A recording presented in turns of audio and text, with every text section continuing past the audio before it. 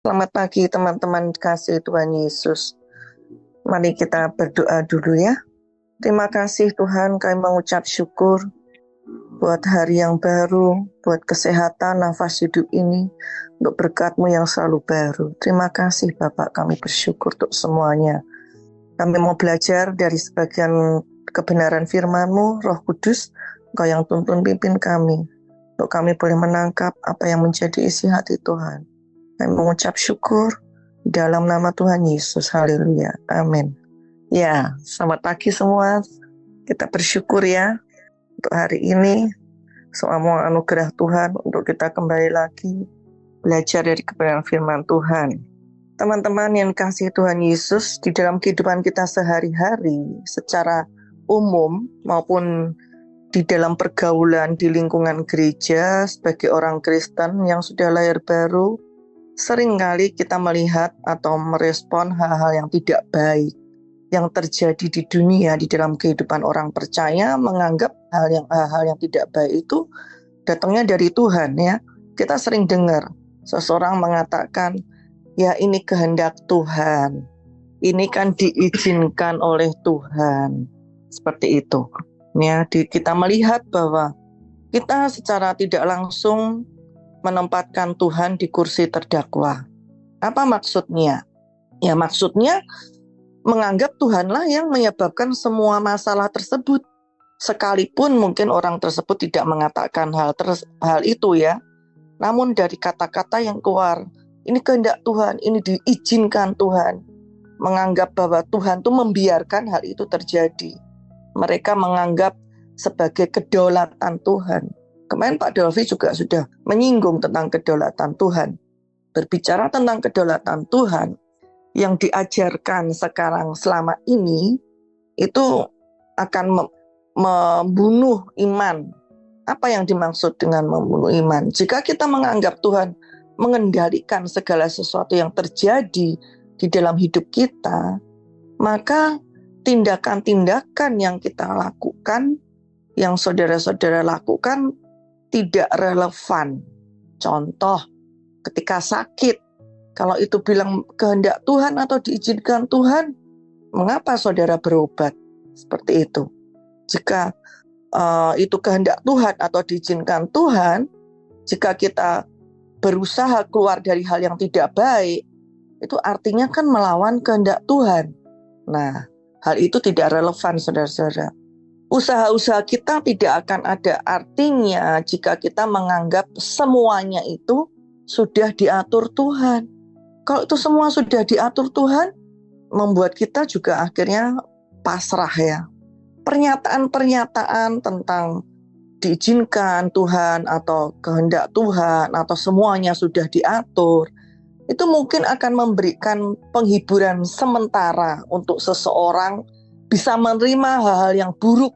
Oh, terima saja itu dari Tuhan, itu yang terbaik. Seringkali kita juga mendengar kata itu yang terbaik yang Tuhan berikan. Nah, itu sama saja ya. Terima dan berdamai saja dengan penyakit. Ini juga sering kali kita mendengar. Sehingga orang tersebut akhirnya bisa pasrah. Sebenarnya dari semuanya itu, kita itu memfitnah Tuhan. Pemikiran-pemikiran dan sikap tersebut akan menghalangi kita mempercayakan diri kita kepada Tuhan. Kita tidak dapat bergaul intim dengan pribadi yang sewaktu-waktu akan memberikan hal yang tidak baik di dalam kehidupan saudara, atau mengizinkan, menghendaki hal yang tidak baik terjadi dalam kehidupan saudara. Selain itu menyebabkan saudara akan pasif. Untuk apa berusaha jika itu kedaulatan Tuhan? Artinya itu sudah ditentukan oleh Tuhan. Ikuti saja. Sudah nasib. Apa yang terjadi, terjadilah. Nah, akan menyeret orang akan bersikap seperti itu. Mari kita lihat bagaimana awal Allah menciptakan segala sesuatu ya.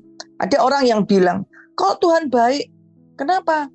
Kita lihat di negara A mengalami kekeringan, Ethiopia, ada seorang anak muda mengatakan seperti itu. Kalau Tuhan baik, kalau Tuhan Maha Pengasih, kenapa negara itu banyak kelaparan, negara itu kering, segala macam. Anak muda ini komplain. saya melihat hal tersebut. Jika saudara lihat di Kejadian 1 ayat 31, di situ Tuhan menciptakan segala sesuatu itu sungguh amat baik. Dari awal Tuhan menciptakan sungguh amat baik. Merancang semuanya itu dengan sungguh amat baik. Nah, kita juga sudah belajar mengenai sifat Tuhan. Ya, di pelajaran di awal-awal tentang sifat Tuhan. Di Yakobus 1 ayat 17 juga dikatakan bahwa yang baik itu datangnya dari Allah. Justru manusialah yang seringkali mengaburkan. Dan di ayat tersebut juga jelas dikatakan yang buruk itu dari iblis.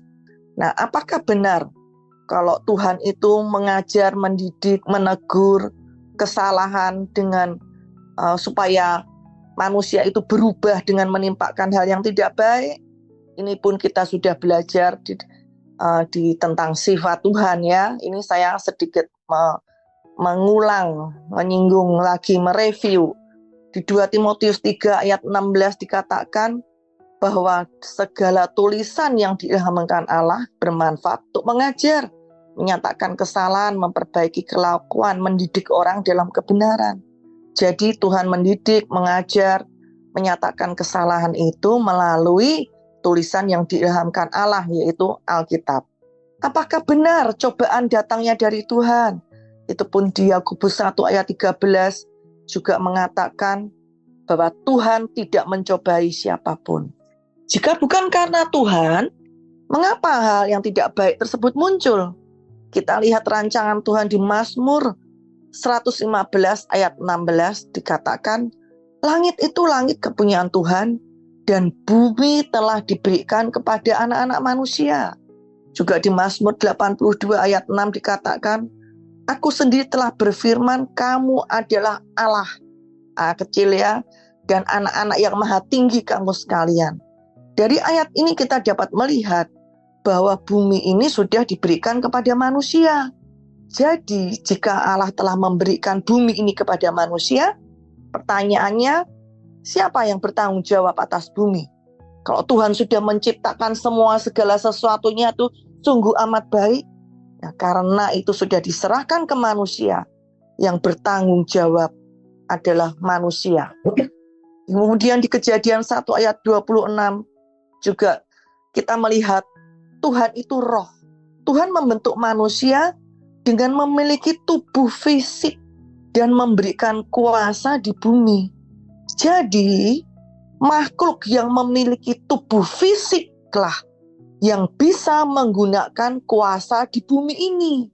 Namun apa yang terjadi jika kita lihat di Kejadian 2 ayat 17 dikatakan Tuhan mengingatkan manusia jangan memakan buah dari pohon pengetahuan yang baik dan yang jahat. Ya. Dan dikatakan jika engkau memakan pastilah engkau mati. Dari sini kita melihat bahwa rancangan Tuhan di awal manusia diciptakan itu tidak ada rancangan kematian. Ya, Tuhan mengatakan jangan kau makan. Jika engkau makan, pasti engkau mati. Nah, dari sini kita melihat Tuhan tidak menghendaki kematian ada di dalam manusia. Nah, kita tahu tadi bahwa yang memiliki tubuh fisik itulah yang berkuasa atas bumi. Maka iblis itu roh, memakai tubuh fisik ular. Di Kejadian 3 ayat 4 dan 6, iblis berkata melalui tubuh fisik ular, melalui ular berkata kepada manusia pertama, sekali-kali kamu tidak akan mati. Nah, disitulah tipuannya. Kemudian kita melihat bahwa manusia pertama ini mentaati iblis melalui siapa? Melalui ular. Dia lebih mentaati iblis melalui ular daripada mentaati Tuhan. Maka berlakulah ayat ini di Roma 6 ayat 16. Tahukah kalian bahwa kalau kalian menyerahkan diri kepada seseorang untuk melakukan kemauannya, maka kalian adalah hamba orang yang kalian taati itu. Entah hamba dosa yang membawa kalian pada kematian, atau hamba yang taat kepada Allah, dengan demikian berbalik kembali dengan Allah Itu di Roma 6 ayat 16 versi bahasa Indonesia masa kini.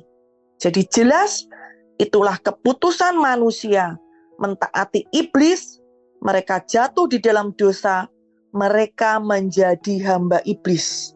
Menjadi hamba artinya tidak lagi memiliki kuasa.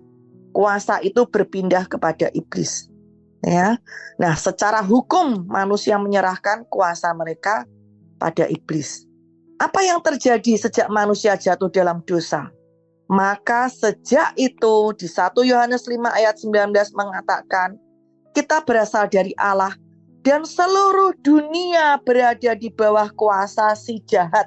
Jelas dikatakan seluruh dunia berada di bawah kuasa si jahat. Sebelumnya tidak ada dosa di dunia. Manusialah yang membuka pintu iblis masuk ke dalam dunia ini. Iblis itu roh. Maka ingat tadi, yang berkuasa atas bumi itu manusia, karena manusia yang memiliki tubuh fisik. Ya, jadi yang berkuasa hanya makhluk yang memiliki tubuh fisik. Karena sudah menyerahkan ke iblis, kuasa itu di tangan iblis. Karena iblis itu roh, maka iblis yang semula memakai ular, tubuh ular, maka sejak itu iblis memakai orang-orang yang berkuasa membawa pengaruh yang tidak baik di dunia ini. Jadi jelas saudara-saudara, runutannya kenapa hal yang tidak baik itu ada di dalam dunia ini? Karena iblis memakai orang-orang untuk mengacaukan seluruh dunia ini. Dan Yohanes 10 ayat 10 mengatakan, pencuri datang hanya untuk mencuri, membunuh, membinasakan. Aku datang supaya mereka mempunyai hidup dan mempunyainya dalam segala kelimpahan. Mencuri. Apa yang dicuri? Mencuri yang manusia punya. Ya, segala sesuatu yang baik, yang dari Tuhan semua dicuri. Semua berubah sejak manusia dalam dosa. Muncul berbagai penyakit. Bakteri di dalam tubuh manusia, ada bakteri yang baik, ya, yang membantu pencernaan, sehingga manusia pencernakannya baik, terjadi pembusukan makanan, itu ada bakteri di dalam tubuh, tapi baik, membantu pembusukan di dalam tubuh sehingga manusia bisa buang air besar. Sejak manusia jatuh dalam dosa, muncullah bakteri patogen, yaitu bakteri menyebab penyakit. Nah, seperti itu. Itu semua kita lihat bukan karena Tuhan. Nah, oleh karena itu, ya, karena iblis memakai manusia, memakai semua hal yang menjadikan hal yang tidak baik. Karena itu Alkitab mengingatkan untuk kita berjaga-jaga terhadap apa? Tipu muslihatnya iblis. Kenapa tipu muslihat? Karena begitu besar kasihnya Tuhan. Maka Tuhan mengutus anaknya yang tunggal, Yesus Kristus, mati di kayu salib, mengalahkan kuasa dari si jahat. Ya, mengalahkan dari kuasa si jahat. Iblis tidak memiliki kuasa lagi. Sehingga iblis memakai tipuannya. Dan kita sudah memiliki otoritas, ya, yang kita selama ini kita sudah belajar. Selain itu, di Kejadian 3 ayat 17 dikatakan sejak manusia jatuh dalam dosa, maka tanah itu terkutuk. Ya, itu semua hasil dari dosa. Dari siapa? Bukan dari Tuhan, dari keputusan manusia. Di Kejadian di Roma 3 ayat 23 dikatakan semua orang telah berbuat dosa dan telah kehilangan kemuliaan Allah. Nah, disitulah sejak manusia jatuh dalam dosa, turun-temurun manusia dilahirkan dari benih dosa. Oleh karena itu, muncullah perbuatan-perbuatan yang tidak baik. Ya, jadi manusia itu dari bayi sudah dikatakan manusia berdosa. Sekalipun belum melakukan perbuatan-perbuatan baik. Sehingga manusia melakukan kejahatan-kejahatan.